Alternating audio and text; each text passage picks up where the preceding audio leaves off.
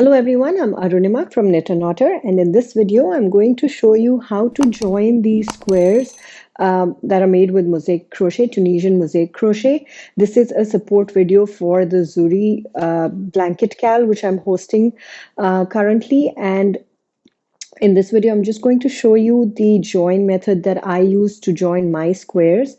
Uh, I normally release the join instructions towards the end of the CAL, but a lot of people had requested for them early, so that's why I'm making this video a little earlier than I had planned. Uh, the written instructions will be released as a part of the CAL later in the year, but this video will hopefully help you see what I have done. One heads up, I am not using the same yarn that I used for my blanket for this video.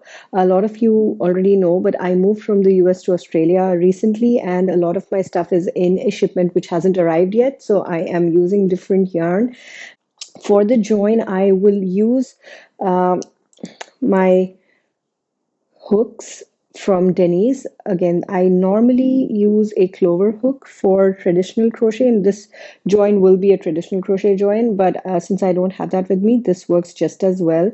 So I used a J hook, which is a 6 millimeters hook for making my squares. And these squares are slightly smaller than the squares from my blanket. I made these samples just for this video, so in case they're looking smaller, that's by choice. So these squares are made with a 6 millimeters hook, and that's what I use for my blanket as well. And the join, I'm going to do the join with a eye hook, which is a 5.5 millimeters hook. So I used a smaller hook for the join. Again, you can try different hooks and see what you like, but I liked it when I like the stitches how they were forming when I was using a slightly smaller hook than what I used for making the squares. So if you look at the edges of these squares, both of them here, they have alternating colors here. That is because we change color at the beginning of every row in Tunisian Mosaic Crochet. And my main aim in this join was to make sure that I can hide the color transition. If that is not something that you're looking for, you're free to choose whatever join you want. I just wanted to show you what I have done, and I wanted to tell you what my aim with this join was. So I am going to use this. I'm going to actually join with both colors and show you how it looks. So I'm going to start with this color, the white one, and I'm going to join along this edge. And the stitches line up really well together because they're alternating colors. So you will join the sea green stitches with the sea green stitches and the white ones with the white, and they line up right next to each other. So it's very simple to spot what stitch to join with which one from one square to the other. So here I just I'm keeping these two squares together like this with their backs facing each other, and I'm going to attach my yarn here at the first corners on each side, and I'm picking up the two vertical bars from both of these edges. So two vertical bars from this square and two vertical bars from this square, and I'm going to take my yarn and pull through. So to attach, I'm just going to slip, and that's going to be the beginning. And then I'm going to insert my hook in the very same place, yarn over, pull through, and yarn over, pull through two. So that's a single crochet, and I'm using a single crochet join. So that's how I'm going to do this. And the same thing, two vertical stitches from here, and sorry, two bars from here and two bars from here, yarn over, pull through. So we're single crocheting along this edge.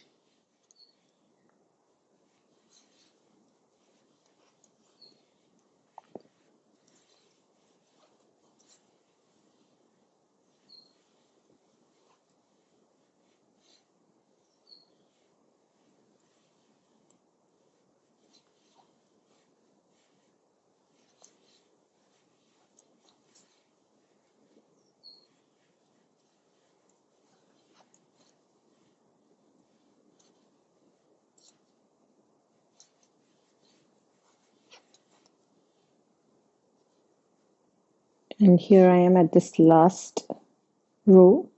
Here, this the two bars here and the two bars here, and here's the last single crochet. So this is how the join is looking from the side. Now if I open this, you can see that the this is it hides the color transitions in the back, and you can't really see that there was a different color, and that's what I was aiming for. So if in my blanket, what I did was that I lined up all the squares how I wanted them to be, and I just continued joining along this line. So there were 4 rows of vertical joins and 4 rows of horizontal joins. I lined up all of my squares, set them up how I wanted them to be, and then I just joined everything all at once. So 4 of these throughout, like I had 2 more squares here, so I just continued joining them. And I used the exact same join method for this side as well. So over here, it doesn't make much difference what join you use because it's the same color throughout. So it doesn't, that problem of having different colors at the edge wasn't there. So any join would have worked, but I kept it consistent. I used the same join in both horizontal and vertical joins. So that's what I did, and this is how it's looking with this color. So I'm going to rip this out and I'm going to show you how it looks with the other color as well. So here I am with the sea green color. I'm going to turn these sideways and put them so where the backs are facing each other, and then I'm going to join the other color and slip stitch and then single crochet across. So the good thing with these squares is that since they are equal number of stitches along the edges, well, vertically they're the same, and horizontally they're the same. So the number of stitches match exactly when you're joining, so you don't have to make any adjustments on either side to make sure that you're getting the same number of stitches for all your squares. So it's I think it's a little easier to join squares once you have the number of edge stitches equal in all squares.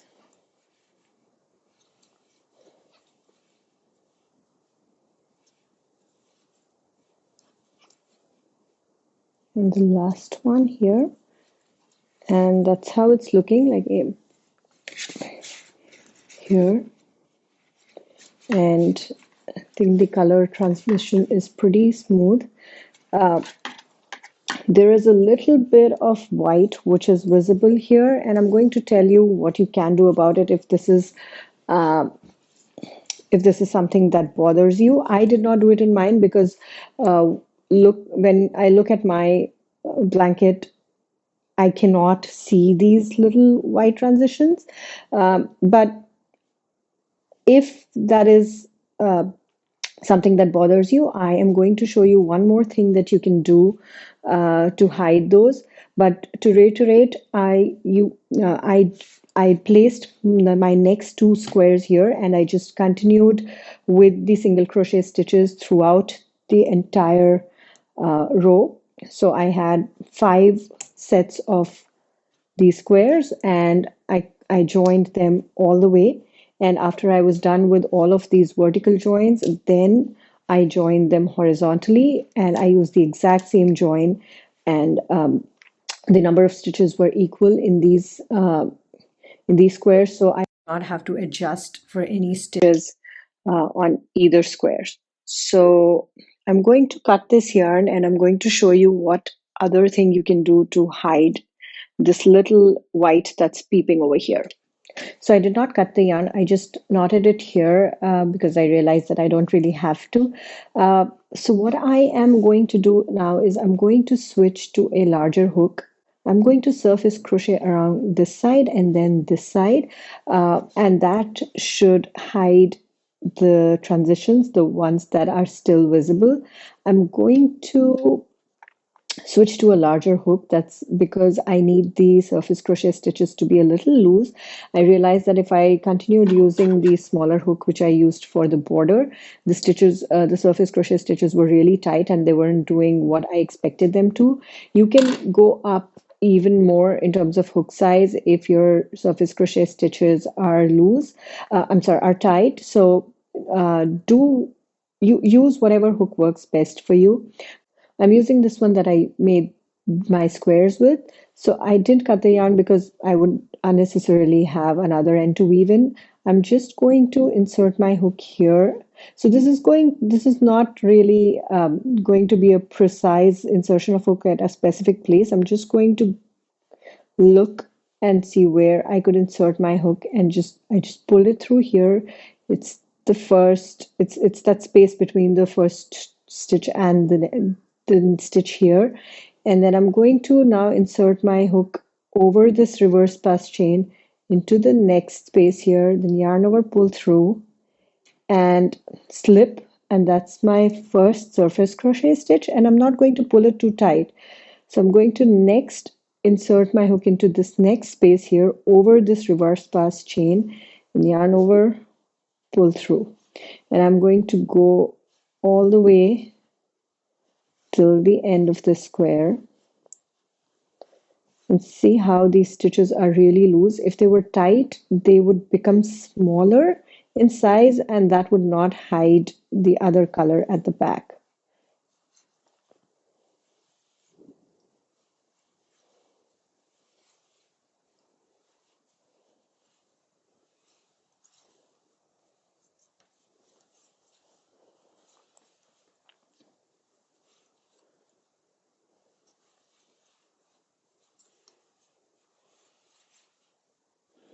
And here, this is the last one.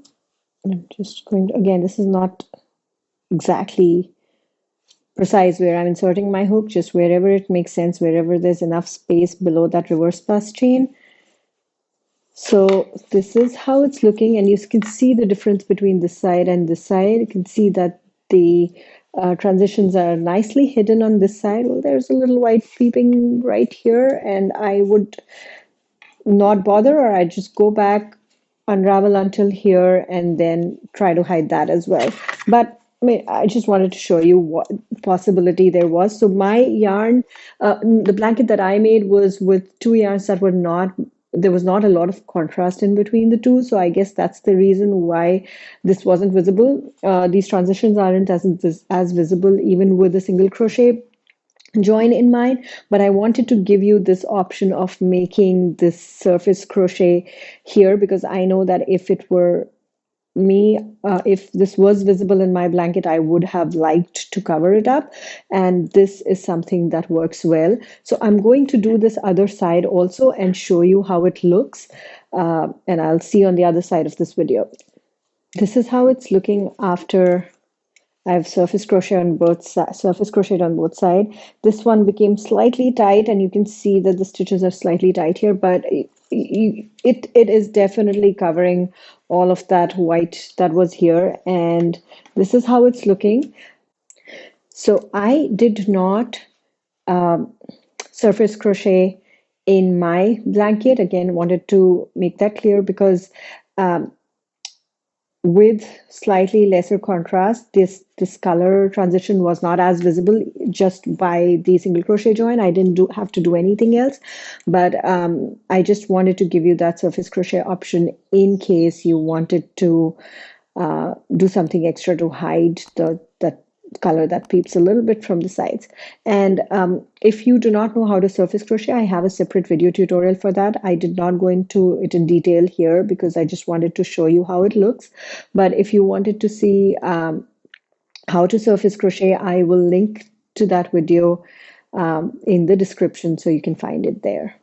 I hope this will be helpful. If you have any questions about this, please feel free to reach out to me.